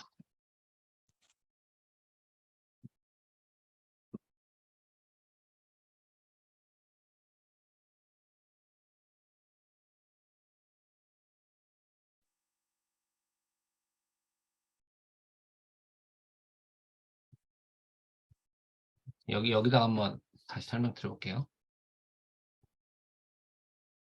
이게 그러니까 A라는 A라는 키워드가 있고 B라는 키워드가 있어요. 얘는 10,000명, 얘는 100명. 근데 그러면은 이게 상위 노출이 된다라는 거를 가정했을 때 노출이 되면은 얘가 방문자 수를 많이 만들어주기 때문에 당연히 얘가 좋은 키워드가 되잖아요. 그쵸? 근데 이거를 사실은 내가 이것에 의미가 있으려면은 상위 노출을 시킬 수 있어야 의미가 생기는 거가 되겠죠. 그쵸? 상위 노출을 그럼 시키는 게 의미가 있으려면은 먼저 섹션이 중요하겠죠. 내 뷰탭에 글이 노출되는 거. 그리고 여기 플러스 경쟁자들이 중요합니다. 경쟁자. 요게 이제 중요한 거예요. 근데 그럼 내가 섹션이 좋고 경쟁자들까지 이길 수 있었을 때 방문자 수가 10,000명이냐 100명이냐 이게 중요하다는 건데 그러니까 그래서 결국에는 이 처음에 내가 키워드를 선정할 때 이거를 보는 거는 사실상 의미가 없다라는 생각이 문득 들어요. 그러니까 왜 그러냐면은 예를 들면 이 키워드는 지금 10,000명이잖아요. 10,000인 그러니까 제가 어제 1,000명이라고 이제 이야기를 드렸어요. 1,000명 검색량이 1,000명 이하인 키워드 중에서 골라라라고 이야기를 드렸어요. 근데 그러면 내가 이제 1,000명 이하 것만 찾아다녀요. 근데 어떤 거는 검색량이 10,000명이고 뷰탭도 1등이에요. 근데 경쟁자들을 보니까 나보다 다 안 좋은 사람들인 거예요. 그러면 내가 애초에 이 키워드는 그럼 무조건 선택해야 되는 거잖아요. 그렇죠. 뷰탭도 1등이고 경쟁자도 나보다 약해. 그럼 무조건 선택해야 돼요. 그렇죠. 근데 내가 애초에 이걸 1,000명으로 줄이면은 이게 뷰탭이 1등이어도 경쟁자가 아, 또 헷갈리네요. 잠시만요.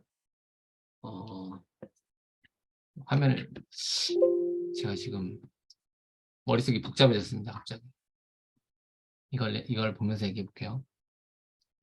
그러니까 처음부터 이거는 볼 필요 없다는 생각이 드는 거고, 일단은 내가 섹션이 좋고, 섹션이 뷰탭이 1등으로 들어오고, 1등이나 뭐 2등, 3위권 안에 들어오는 것 중에서 이 경쟁자들을 이길 수 있는 키워드 중에서 이게 이게 검색량이 많으면 좋다라고 생각을 해야 된다는 거죠.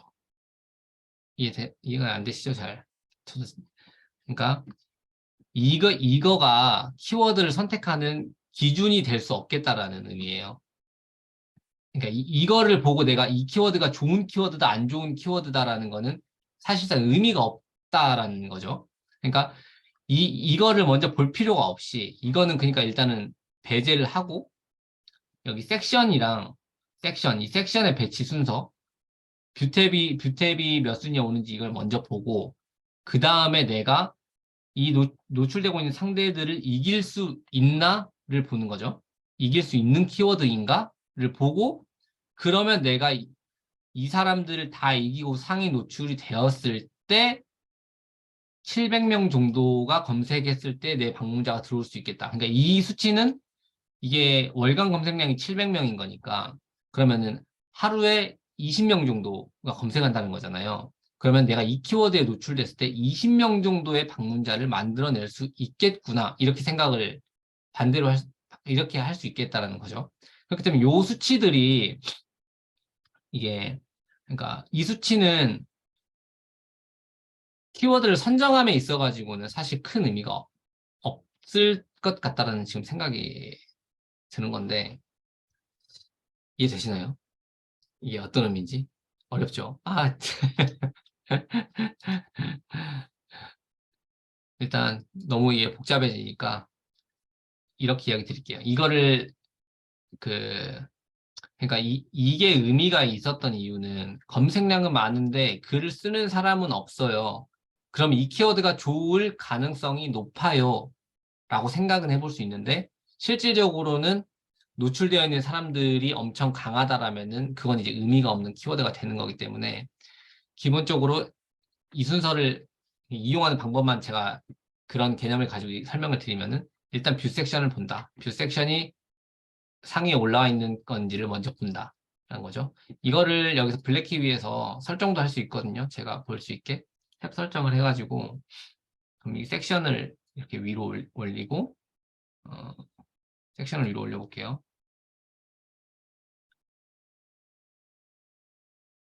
사실 이렇게 보는 게 더 합리적이겠죠. 그러면은 검색을 했을 때 섹션이 먼저 나와요. 그럼 오케이 얘는 가맹점 이 키워드는 뷰 섹션이 먼저 이렇게 올라오는구나. 그럼 여기서는 합격. 그죠? 여기서는 합격. 그러면 경쟁자를 봐요. 경쟁자를 보면은 오케이 뭐 이런 애들이 있으니까 내가 323명을 만들어내는 블로그보다는 내가 들어갈 수도 있겠다. 그럼 내가 노출되면은 여기까지는 들어갈 수 있겠다. 오케이 합격. 그리고 이거를 내가 그러면은 봤을 때 검색량이 710명이니까 그 상위 노출되면 하루에 이 애로 최대한 20명까지는 만들어낼 수 있겠다. 라고 생각을 하는 게 합리적이라는 거죠. 이게 예를 들면 얘가 900명이 되면은 하루에 30명 정도 만들어낼 수 있겠다. 라고 생각을 할 수 있다는 거죠. 이해되시나요?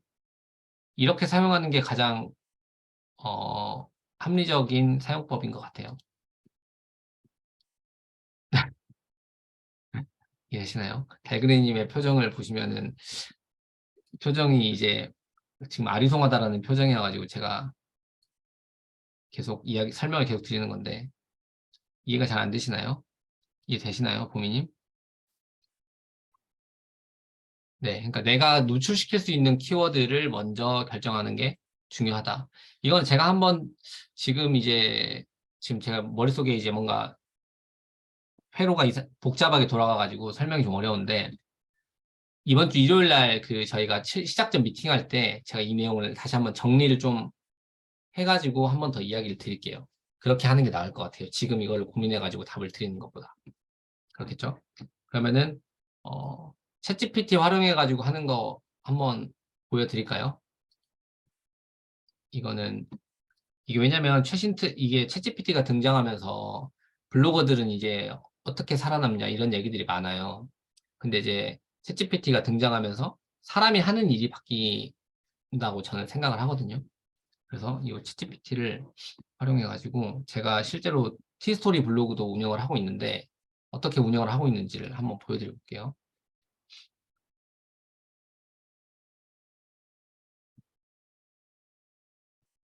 트렌드에 예민해야 되니까 이게 챗GPT거든요. 오픈 AI를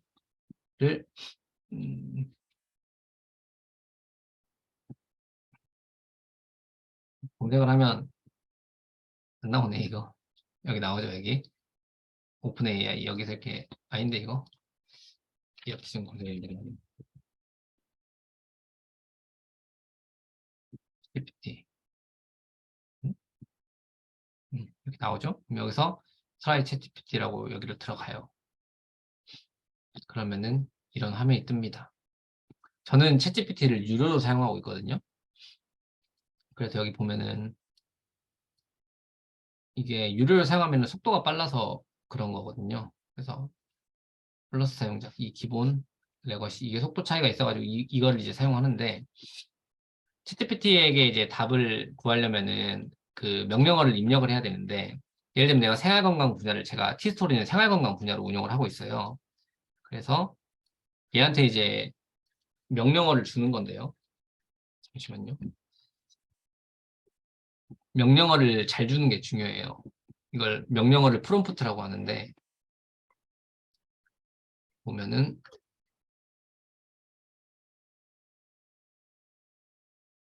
이거 영어로 해야 좀 더 빠르거든요. 그래서 이게 뭐 어떤 내용이냐면 나는 블로그 글을 쓸 거야. 마크다운 형식이라는 이 포맷이 있거든요. 티스토리에서는 그걸 쓰면 좋아가지고. 근데 마크다운 형식으로 쓸 거야. 이건 꼭 안 넣어줘도 되는데 넣어주고. 그리고 글을 쓸 때 제목을 포함해주고 세부적인 내용을 포함해줘.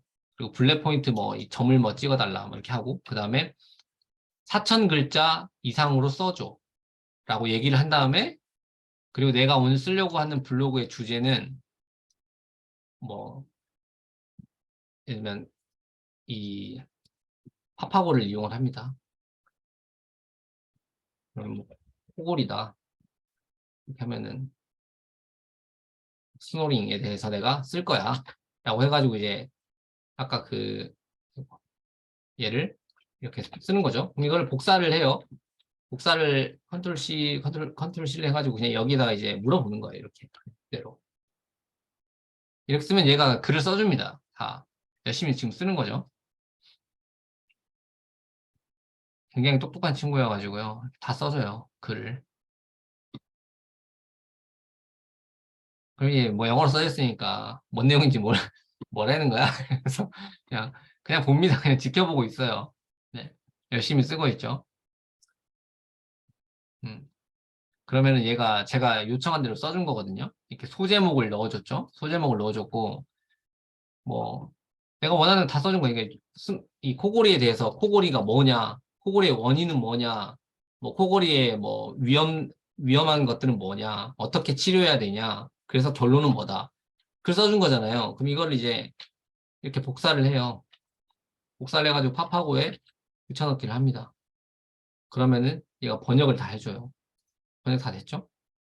이렇게 번역을 해주면은 이거를 또 이렇게 긁어가지고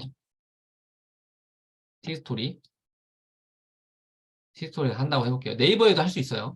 네이버에서도 당연히 할 수 있겠죠. 정보성 글을 쓴다고 하면요. 여기다 이렇게 쓰는 거예요. 이렇게 써가지고 본문 1, 본문 전체 이렇게 해가지고 이제 쓰는 겁니다. 이게 끝이에요. 이게 너무 쉽죠. 근데 이거 여기서 이제 좀 더 해줘야 될 것들이 있는데 왜냐면 이게 결국에는 이렇게 하고 이제 내가 이거를 네이버에서 똑같이 쓴다고 하면은 당연히 이제 이거는 이 제목을 이렇게 또 바꿔주고요.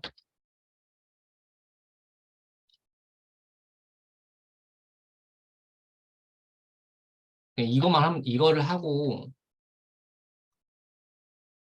이렇게 하고 이제 내가 그러니까 글은 얘가 다 써줬어요. 그러니까 이게 뭐냐면은 내가 원래 어떤 키워드를 골라가지고 아까 내용을 다 입력하는 걸 했었잖아요. 사실 그게 제일 시간이 오래 걸리는 거잖아요.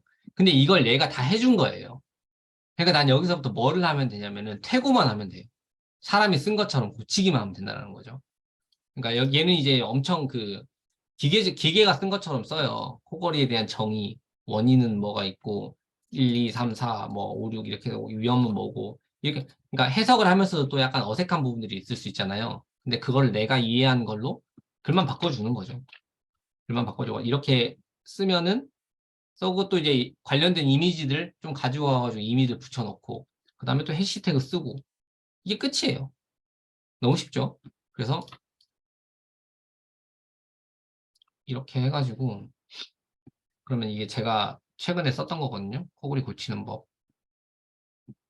코골이 고치는 법, 코 안 고는 법. 이거는 제가 어떻게 쓴 거냐면은, 이거는 키워드 분석을 한 거예요. 이거는. 키워드 분석은 내가 하고, 어떤 키워드를 쓰면 좋은지 내가 하고, 걔가 분석해주는 내용이 있으면은, 그 키워드의 제목을 지을 때도 애초에 블로그의 제목은 이거야. 라고 해가지고 써줘도 되겠죠? 그러면 얘가 더 정확하게 써주겠죠? 그러면 그래가지고 제가 이제 글 쓴 게 이거예요. 이렇게 해가지고. 고골이란 무엇인가? 이렇게 썼죠? 끝입니다, 이게. 그러면은 글 쓰는데 엄청 금방 쓰겠죠. 이렇게 해가지고 제가 티스토리로 구글 애드센스 승인도 받았는데, 그래가지고 얘가 챗GPT가 열심히 돈을 벌어주고 있습니다. 네. 네이버에도 이런 방법들을 적용할 수 있겠죠, 당연히. 근데, 최신 내용들 반영하고 그런 부분들이 좀 어렵기 때문에, 엄청 학술적이거나 이론적인 부분들, 그러니까 건강 분야가 약간 그런 부분들이 이제 쓰기에 좋다라는 생각이 저는 들어가지고 건강 분야를 운영을 하고 있는 거거든요. 왜냐면 건강에 대한 내용들은 비교적 엄청나게 최신성들을 요구하는 게 아니잖아요. 뭐 원인은 뭐고 치료 방법은 뭐고 이런 것들이 뭐 획기적인 엄청 개선이 있지 않는 한은 이론이 처음부터 이제 쭉 간다라는 생각이 들어가지고 저는 건강 분야를 이걸 해가지고 티스토리를 운영하고 있는데, 여러분도 아마 생각이 있으시면은, 이거는 극강의 효율을 따져가지고, 기계를 돌린다라는 생각으로 요거 하나 하셔도 되고, 그 다음에 뭐 네이버 블로그, 아니면 내가 직접 쓰는 글 쓰셔도 되고, 이렇게 하셔도 되고, 글을 쓸 때 내가 완전히 내가 그냥 후기 이런 게 전혀 들어가지 않은 정보성 글을만을 쓰려고 한다라고 했을 때도 챗GPT한테 써달라고 하고, 그 다음에 내가 거기서 이제 그 퇴고하는 과정들을 통해서 살을 붙이는 과정들로 진행을 하면서 글을 쓰셔도 된다라고 이야기를 드릴 수 있을 것 같네요. 네, 대단하죠. 글쓰기가 엄청나게 쉬워졌습니다. 공장을 돌릴 수 있는 상태가 되어버렸죠. 이거는 참고만 하시고요. 네. 오늘 이렇게 그러면 해가지고 지금 3일차 글 쓰는 플로우랑 이런 부분들에 대해서 다 이야기를 드렸는데, 해소가 되지 않은 부분들이 있을 수도 있는데, 그런 부분들은 제가 또 오늘 하늘빛 아이님이랑 1대1 코칭을 하면서 블로그 전반적인 운영 방향에 대해 가지고 이야기를 나눴는데, 내일 또 지금 다들 있으시죠? 내일이 누구시더라? 네.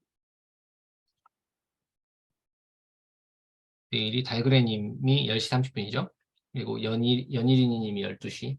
이렇게 두 분이 예정되어 있으니까 그때 또 질문 주셨던 부분들 참고해가지고 제가 분석을 해서 앞으로 어떻게 운영하시면 좋을지에 대해서 이야기를 해드릴 수 있도록 하겠습니다. 오늘 또 혹시 들은 내용 중에 또 질문하실 거 있으실까요? 달그레님이 질문을 해주셔가지고 지금 제가 좀 당황하긴 했는데 이게 제가 그 지식의 저주라는 말이 있거든요. 그러니까 내가 알고 있는 거를 상대방도 당연히 알고 있을 거라고 생각하고 제가 설명을 하고 있었다는 거죠. 근데 제가 그거를 누가 얘기를 안 해주니까 인지를 못하고 있었던 건데 이렇게 얘기해 주시니까 아, 내가 설명을 어렵게 하고 있었구나라는 생각이 또 문득 들었어요. 그래서 이걸 좀 더 구체적으로 설명을 드릴 필요가 있겠다는 생각이 들었고 또 다시 한번 저도 이것에 대해서 생각해 볼 수 있는 시간이 될 수 있어가지고 너무 감사합니다. 네, 진짜로 감사합니다. 19일 시작 전 회의도 똑같아요. 9시 30분에 하도록 하겠습니다. 일요일 날. 네. 보미님 질문 주셔가지고 9시 30분에 하도록 하고요. 내일 제가 어제 과제 내드린 것 중에 한 가지만 좀 추가를 할게요. 제가 스프레드 시트를 이제 매일매일 작성을 할 건데, 목표를 적어주세요, 같이. 어제 제가 이야기 드렸던 내용에다가 목표를 적어주시는데, 목표는 이웃수는 몇 명까지 늘릴 거고, 방문자 수를 몇 명까지 만들 거고, 그다음에 블랙키위 기준으로 순위. 이걸 제가 매일 체킹하는 게 이 세 가지 요소이기 때문에, 이 세 가지에 대한 개인의 2주 동안의 목표치를 적어주세요. 네. 이웃, 이웃수, 방문자, 순위, 목표. 감 잡기 힘드시죠? 감이 안 잡히시나요? 네. 근데 일단 한번 고민을 해보세요.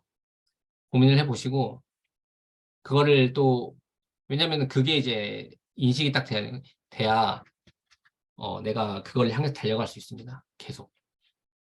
그래서 제가 생각하는 기준은, 지금 제가 방문자 수를 다 체킹을 못 해봐가지고 몇 명 정도 되는지는 정확히 알 수는 없는데, 일단 이웃수는 1000명은 늘릴 수 있다. 2주 동안. 이웃수 1000명 늘릴 수 있다. 그리고 방문자 수는, 이제 막 방문자가 전혀 없으셨던 분들도 400명 그 정도까지는 만들 수 있다. 라고 생각을 하고 있어요. 그리고 순위는 지난 기수를 기준으로 봤을 때 5만 등 이내까지 대부분 들어갈 수 있다라고 생각을 해요. 그리고 그러니까 5만 등이라고 하는 건 순위가 잡히시고 있는 분들은 사실 더 해야 되겠죠. 5만 등 이내, 뭐 4만 등, 3만 등까지는 안 들어가겠다. 이런 목표를 잡으셔야 된다는 이야기예요. 네. 할 수 있습니다. 우리는. 네. 해내야만 하죠. 이번에 이런 기회가 왔을 때 바짝 당겨가지고 블로그를 마스터할 수 있도록 하셨으면 좋겠습니다. 네. 그러면은 오늘도 11시 10분이라서 이제 다른 날에 비해 가지고는 좀 일찍 끝났네요. 일찍 끝났는데 오늘도 도움이 되는 강의가 되었기를 바라고요. 부족하거나 이해가 안 되거나 추가적인 설명이 필요한 부분들은 계속 질문 주세요. 달그리님도 질문 주셨는데 이미지를 컨트롤 CV라는 거는 어디서 컨트롤 CV 한다고 할까요? 하는 걸까요? 그러니까 블로그 예를 들면 컨트롤 C를 하면 어디서 복사를 해야 되는데 그러니까 그 컴퓨터에 있는 화면에 있는 그림을 복사한다라는 의미일까요? 그냥?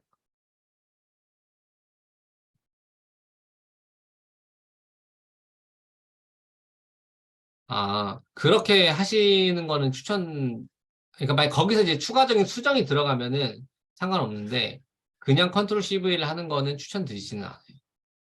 근데 이게 이미지를 넣을 때 네이버에서도 이미지 무료 DB를 제공해주고 있잖아요. 오른쪽에 보면은. 근데 거기서 이제 입력하면 자동으로 출처가 이렇게 들어가잖아요.